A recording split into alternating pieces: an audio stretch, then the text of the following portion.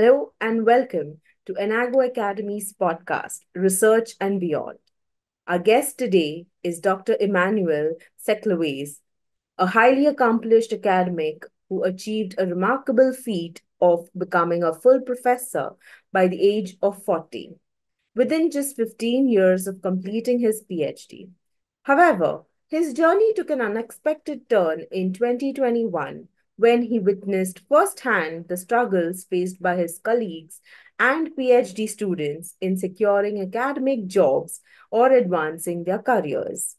Driven by the desire to provide guidance and support, Dr. Sekleves embarked on a mission to demystify the processes of academic career development. He has since mentored over 50 PhD students and early career researchers, sharing his insights and strategies to help them navigate the challenges of the academic world. With a deep commitment to prioritizing well being, Dr. Sekleves' ultimate goal is to empower lakhs of early career researchers, equipping them with tools and knowledge they need to secure their first or next academic job and accelerate their career growth. Join us as we delve into his inspiring story and invaluable wisdom for those aspiring to thrive in the world of academia.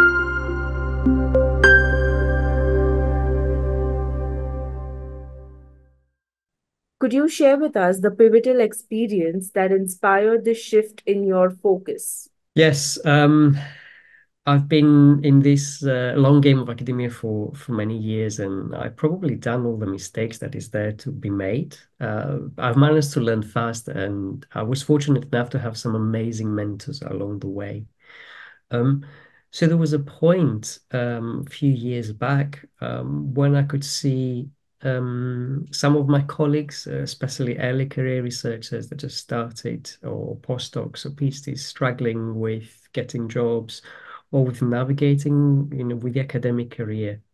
Um, and I knew that actually I could do something to help because I have been there. I knew exactly what they were feeling, the frustrations, and I have kind of figured out how to play the game and how to thrive in academia without overworking and burning out. So it was that moment actually where I decided I'm going to do something about it and I'm going to start sharing online with others what I've learned in a way, talking to my younger self. All right. So, could you tell us the benefits of structuring a research paper like a story?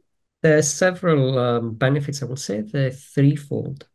First of all, you want to have a clear message. Your paper um, tells a story. It's a message you want to come across.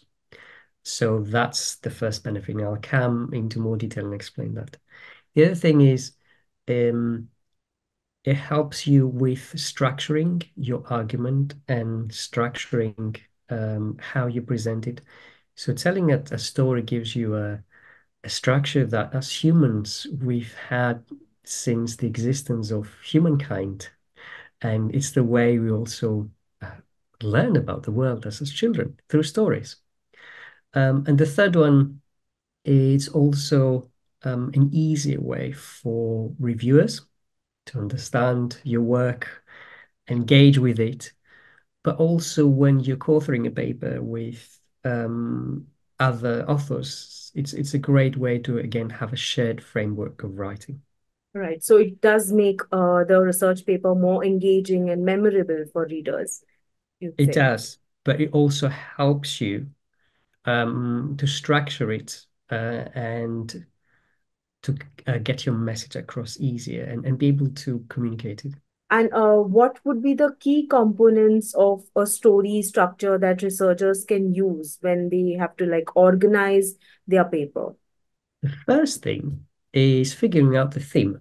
And I'm going to ask you a question here. I'm going to ask you, have you seen any good movies lately? Oh, none of the Hollywood ones. Oh, no, actually, none of the Hollywood ones yet. I've seen a few in regional language. Yeah, go ahead. Pick up one and what was it about? So the one that I had recently watched was in Malayalam, actually, which is my mother tongue. And it was about a group of friends visiting Guna Caves in Chennai. And one of their friend gets stuck, into the deep levels of the cave. And it's about, how they were getting him out and what experiences they faced during that. Great. And how long was that movie, if I may ask? About 1.5 hours Okay. or so. So in less than 30 seconds, you're able to summarize the movie with an 1.5 hour movie. Yeah, That's actually the aim of being able to tell that story. You can very easily, and in a way that others can understand, even if they haven't seen the film, which I clearly haven't, uh, understand what it is about. And that's what the paper should do. right. Rather than going with jargon and trying to explain, oh, we use this methodology. So that's the first thing, is finding the underlying theme that you can use to communicate what your work is about, but also frames the main argument in your paper. But of course, when we look at the actual structure of the paper, like any good movie, a paper has actually six main components. You've got the opener.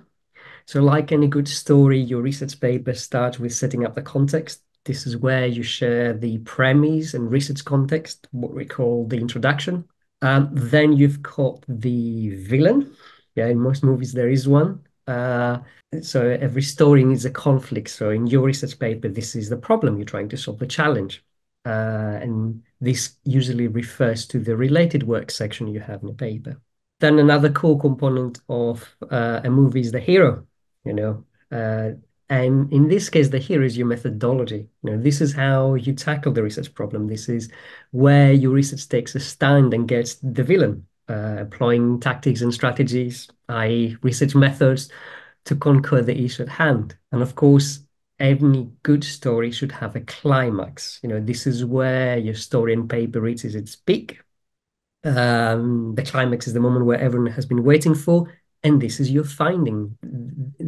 Here you use the data collected to answer your research question or questions that you asked in the introduction. Then usually after the climax, you have the resolution. This is where you weave together all the threads of your narrative. You contextualize your findings within the broader scope of your field, and this is exactly what you're doing in the discussion section of the paper. And last but certainly not least, you've got the ending of a story, your conclusion in the paper. This is where you tie everything together and bring your narrative to a close. This is where you help the reader understand, why your research matters or why your story is important, and how it contributes to the broader narrative of your research field. So yeah, it's those six elements. That was rather interesting. I did not expect you to give me an explanation of the entire movie. And I could actually picture myself sectioning the movie that I saw and then, dividing it into portions. How would you suggest that the researchers unify all the different sections in the research paper? And what should they consider while making an entire writing an entire manuscript? Very good question. And I would say, like any good movie, there's different ways of telling a story. You can tell the story right from the start, so you can start with the introduction. You can set the context. This is the challenge you're facing and your research is trying to address. Or there is another technique, actually, where you can start from the end, and it's very popular in the narrative world in a lot of stories and films, where you start from a scene at the end, and then you move the view from what happened right from the start. So you can start with your conclusion, which is, this is the message, this is the impact you want to provide to the reader, and then you move through the different sections. um, I would advise against starting from, just your methodology, um, or just starting from your findings, you need to have first your underlying message, because what you'll be doing is you're trying to tie your literature, your related work, your findings to the main message, the main narrative you want to promote. So, I wanted to understand, does the storytelling format works for all the field, all the research field, or is there any specific research field that, it caters more to? It definitely helps you as an author of a research paper to formulate in your mind how you're going to write your paper. Um, Provided it adheres to the journal guidelines. I mean, that's why I've made the one-to-one relation between, for instance, the start of the story with the introduction, the resolution with the discussion, you're fine. But of course, um, in most journals, you tend to write in a more scientific language, so you would not necessarily you would use mainly academic language rather than a narrative format, as for instance you would do if you were writing a novel. But the elements of the story you'll be taking in there is the key principles of how you structure it and how you're presenting. So it's very clear to the reviewer, to the editor, to the to the other researchers that they're reading that they can see in a similar way, as you said before, that I've seen this movie, now I can see all these components. They can see, okay, this is the message they're trying to tell me, and they I can see logically how they present it in a robust and clear way. Could you share some examples where you have helped someone structure their entire manuscript and also adhere to the journal guidelines?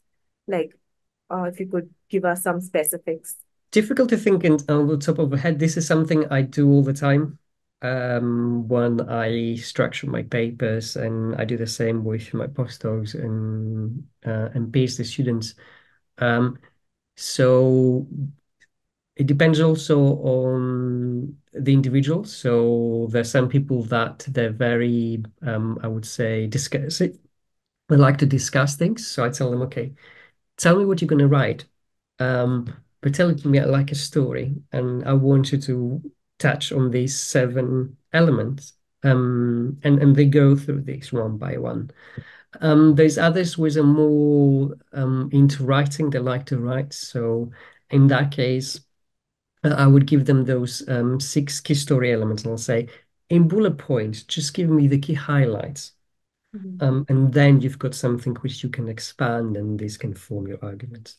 So I would say there's different ways, because we all learn in different ways. So, necessarily put down all the points and then adhere, make cuts, etc., or edits to adhere to the guidelines. Yes, yeah, of course, always you check the guidelines, and you make sure that all the points you're making, they adhere to your main theme.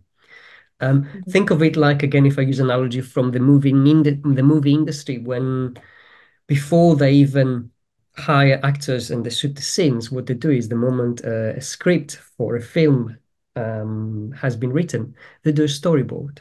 And Right. this is the key frames that they use a visual language that tells you, okay, this is the different sequences that then frame the story, but also a tool to communicate with different members in the team that produced the movie. So you're kind of doing the same way, but not necessarily storyboarding it the way it's done in a movie, Right. but with those bullet points. Necessarily work on the fluidity of the paper so that Yeah. everything is connected well.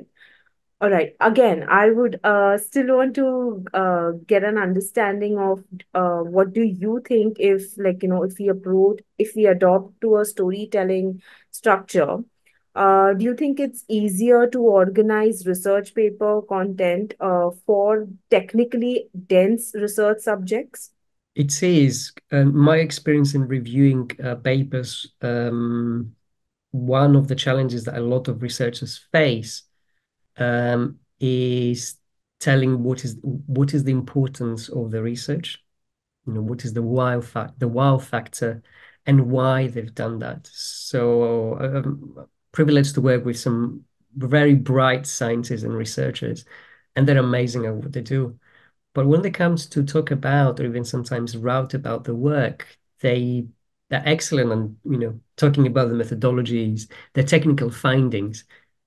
But then in the paper, you need to discuss, okay, what is the broad implication of that in your field, but even beyond. I mean, nowadays in research papers, even technical and scientific ones, you need to explain what is the importance of your work to society or to different industries or practically or to the economy. And beforehand, you need to explain, okay, you're doing this great work, but why? What are you trying to solve? So for more technical and scientific papers is basically being able to bridge, their innovative work with the why Yeah. they're doing this work and the what, where it contributes, why is it important. Could you mention one merit and like one demerit of writing research paper in a storytelling structure versus writing them in a traditional structure? Obviously, I'll start with the demerit is in some cases if you have some journals that are very, very restrictive on the format, that in that case, it may pose a challenge. If it is your first time in using this process, if you're a bit more experienced, you can always write it around it. The merit is obviously, as I mentioned before, being able to communicate very clearly what your paper is about, why is it important, and tell it in a very coherent way, right from the start all the way to the end. Because as you know, reviewers, as well as editors, and even sometimes researchers, when they discover your paper, they don't read the whole paper right from the start. They're very selective. They usually read a bit of the abstract and introduction, then they'll skim read the rest and maybe focus on your conclusion. And most researchers, they tend to neglect those. They focus a lot on the methodology, the findings. So using these methods ensures that every part of your paper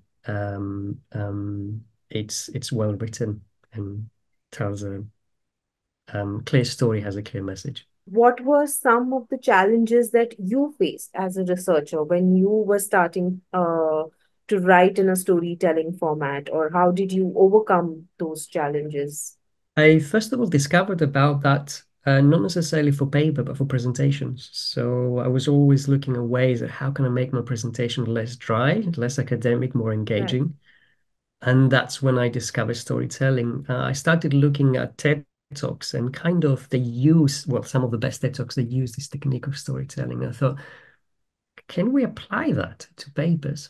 So the challenge was to think, okay, how can I translate that from a presentation format and from the story format into the paper? So it took a bit of time to experiment several drafts until it started to make sense for me. And of course, the real test was when um, um, publishing the papers. And then when I was talking back to the community and explaining the merits and people starting to use it and come back, I think that's when the light bulb went on and think, okay, yes, we've got something here. Were there any challenges, or did how could you give us some practical tips that worked for you? Yeah, of course, there's always challenges. The first challenge is the question I asked you about the movie you watched is developing your theme, because I think you cannot start creating your paper as a story or format, formulating in that format until you've have nailed down your theme, your storyline. And this needs to be very brief. It needs to be one or two sentences. Um, and that is quite challenging, especially for someone doing it at the same time. Um, and it's also more difficult when you're talking about your own work. It's easier when you look at other people's work. So my tip for that is to work with others. So if you're a PhD student, you hopefully have a group of other PhD peers. Talk to them about the paper you want to write. Say, I want to write about this and that. and they will help you actually to develop your storyline. Say, oh, they'll ask you questions about it, and then they'll say, oh, so your paper is actually about X, Y, Z, or talk to your supervisor, or other researchers. And funnily enough, this is also what a lot of storytellers and movie script writers do is um, they've got Break it someone down. give them feedback, yeah, Yeah. on their ideas before they commit to writing. Yeah. Breaking it down for your peers, basically. Yeah.